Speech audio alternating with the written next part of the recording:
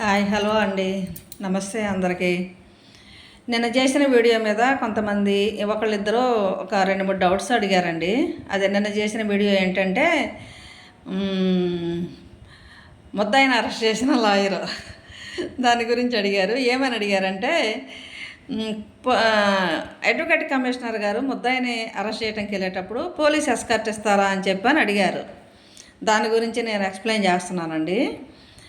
Advocate commissioner గారు ముద్దాయిని arrest చేయడానికి వెళ్ళేటప్పుడు ఎస్కార్ట్ ఇస్తారా ఇవ్వరా అనేది ఒక్కొక్క కోర్టులో ఒక్కొక్క ఆఫీసర్ని బట్టి ఉంటుందండి. అది ఎలా అంటే ఒక్కొక్క ఆఫీసర్ ఏం చేస్తారంటే ఆ ముద్దాయిని అరెస్ట్ చేయడానికి వెళ్ళేటప్పుడు ఆ వారెంట్ ఇష్యూ చేసిన తర్వాత వారెంట్ రెడీ చేసేటప్పుడే if it is necessary the local police assistance తీసుకోండి అని చెప్పని ఇస్తారు. ఫస్టే మామూలుగా మీకు ఒకవేళ అవసరమైతే లోకల్లో ఉన్న పోలీసులు సహాయాన్ని తీసుకోండి అని చెప్పని వారెంట్లో మెన్షన్ చేస్తారు. దాని ప్రకారం అవసరమైతే తీసుకుంటారు, లేకపోతే లేదు. ఒక్కొక్క ఆఫీసర్ ఏంటంటే అసలు పోలీసు అసిస్టెన్సీ ఇవ్వరు. మామూలుగా అన్ని పవర్స్ కూడా కమిషనర్కే ఇచ్చి ఎగ్జిక్యూషన్కి ఇస్తారనమాట. ఇచ్చినప్పుడు కమిషనర్ వెళ్ళినప్పుడు ఏమవుతుందంటే కమిషనర్కి ఎప్పుడు కూడా ఎదురు తిరిగే పరిస్థితి రాదు. ఎక్కడో రేర్గా వస్తుంది తప్ప మ్యాక్సిమం రాదు. చాలా కేసుల్లో రాదు.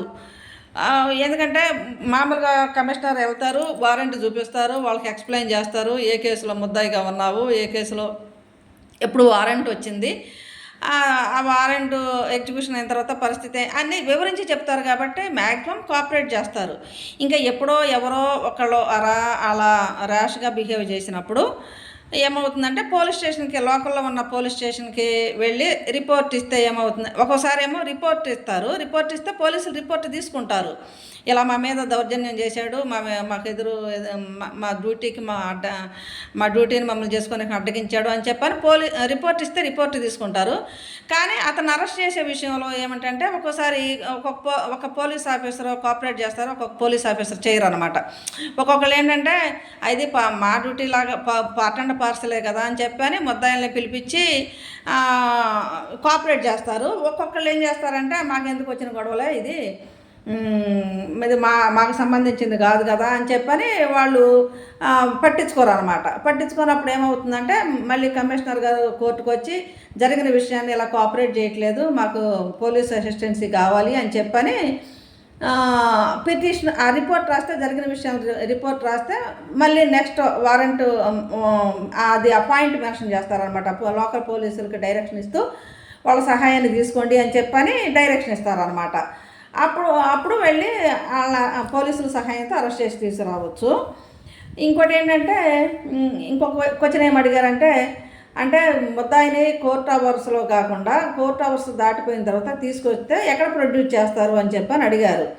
యాజ్ యూజువల్లేనండి. ఇది ఎట్లా అంటే పోలీసులు ఒక్కొక్కసారి కోర్ట్ అవర్స్ అయిపోయిన తర్వాత ఒక్కొక్క సందర్భంలో ముద్దాయిని ప్రొడ్యూస్ చేసేటప్పుడు 5 తర్వాత తీసుకొచ్చారనుకోండి, జడ్జి గారి ఇంటికి తీసుకెళ్ళి ప్రొడ్యూస్ చేస్తారు. ప్రొడ్యూస్ చేస్తే జడ్జి గారు ఏం చేస్తారంటే లోకల్ పోలీసులు కస్టడీకి ఇచ్చి రిమాండ్ ఇచ్చేస్తారు. రిమాండ్ ఇచ్చేసిన తర్వాత వాళ్ళు ఏం చేస్తారంటే వాళ్ళ కస్టడీలో ఉంచుకొని తెల్లారే వాళ్ళ హాస్పిటల్ ఫార్మాలిటీస్ మెడికల్ చెకప్లు అన్నీ అయిపోయిన తర్వాత సబ్ జైలుకి పంపించేస్తారనమాట. కమిషనర్ గారు కూడా అంతే. ఒకవేళ ఆ కోర్ట్ అవర్స్ అయిపోయిన తర్వాత తీసుకొస్తే జడ్జి గారు ఇంటి దగ్గర ప్రొడ్యూస్ చేస్తారు.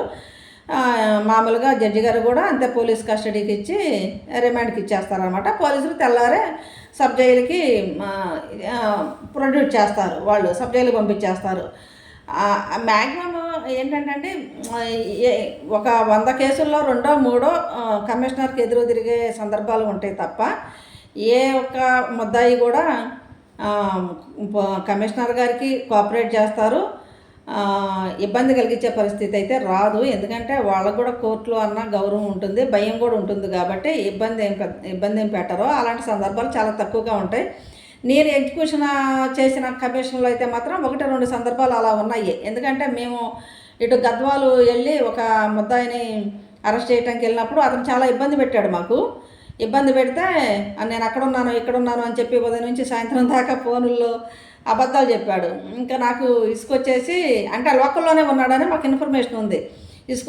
ఇసుకొచ్చేసి ఇటిక్యాల పోలీస్ స్టేషన్ అని చెప్పని ఉంది. అక్కడ ఇటిక్యాల పోలీస్ స్టేషన్ దగ్గరికి వెళ్ళి ఆ ఎస్ఐ గారిని అడిగితే పాపం ఆయన చాలా కోఆపరేట్ చేశాడు. ఆయన దాన్ని ఏమంటారు, లొకేషన్ ట్రేస్ అవుట్ చేసి నువ్వు ఇక్కడే ఉన్నావు, వచ్చి నువ్వు కోఆపరేట్ చెయ్యి, లేదంటే విషయం చాలా దూరం వెళ్తుంది అని చెప్పానంటే అప్పుడు అతను వచ్చి మాతో కూర్చొని మాట్లాడి మా కూడా వచ్చాడనమాట. అది ఎక్కడో ఒకటి అలా జరుగుతుంది తప్ప పోలీస్ ఎస్కార్ట్ అంటే కమిషనర్కి ప్రత్యేకంగా ఎవరు అక్కడ లోకల్ పోలీసులు సపోర్ట్ తీసుకోమంటారు తప్ప కోర్టు, మనం ఏ కోర్టు నుంచి బయలుదేరుతున్నామో అక్కడి నుంచి ఎస్కార్ట్ అయితే ఎవరో. ఓకే అండి, హాయ్ అండి, బాయ్ అండి. మీకు నచ్చితే లైక్ చేయండి, సబ్స్క్రైబ్ చేయండి. బాయ్ అండి.